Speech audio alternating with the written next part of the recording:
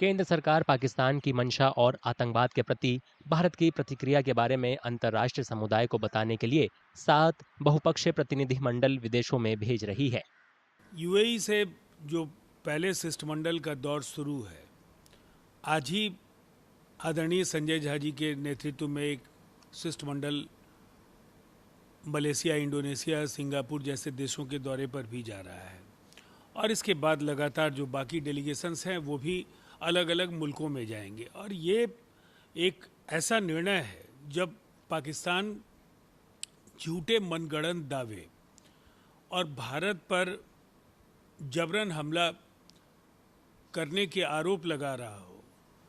भारत को पूरी दुनिया के सामने ये बताना ही है कि पाकिस्तान दरअसल आतंकिस्तान है और इसे पूरी दुनिया के देशों को ये समझना होगा कि ऐसे देश कहीं न कहीं मानवता के लिए एक शत्रु राष्ट्र की भूमिका में है। हमारे कई वो बने हैं, वफद बने हैं पार्लियामेंटेरियन के, उनके साथ सीनियर लीडर्स भी हैं और फॉरेन ऑफिस के ऑफिशियल्स हैं और इंटरनेशनल कम्युनिटी को भी हम बताएंगे कि पाकिस्तान का असली चेहरा क्या है और देश एकजुट है।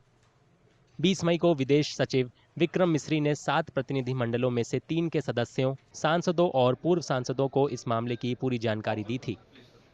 सूत्रों के मुताबिक विदेश सचिव ने सांसदों को बताया था कि ऑपरेशन सिंदूर के तहत भारतीय कार्रवाई पाकिस्तान और पीओके में आतंकी ठिकानों के खिलाफ थी, न कि सैन्य ठिकानों और आम जनता के खिलाफ। भारतीय सैन्य ठिकानों और नागरिक आबादी पर हमला करने के पाकिस्तान के प्रयासों के बाद ही भारत ने जवाबी कार्रवाई की थी। And the world leaders had been made aware through these delegations.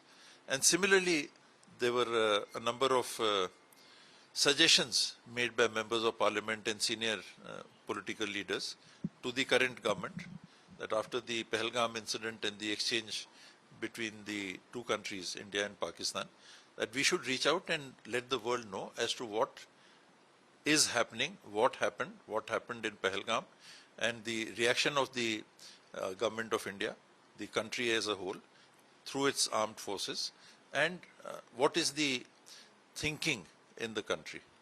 So that was the reason, I think, why the government has decided to do this. Vikram Misri ने सांसदों को यह भी बताया था कि 22 अप्रैल के पहलगाम आतंकी हमले की स्वतंत्र जांच के लिए पाकिस्तान के प्रस्ताव पर भारत तैयार क्यों नहीं हुआ। मिस्री ने कहा कि पाकिस्तान ने पहले ही सबूतों को नजरअंदाज किया था। 26/11 के मुंबई आतंकी हमले और 2016 में पठानकोट हमले के बाद जब भारत ने उसे दस्तावेज सौंपे थे, तब पाकिस्तान ने कुछ नहीं किया था। It is a continuation and repetition of what has happened before.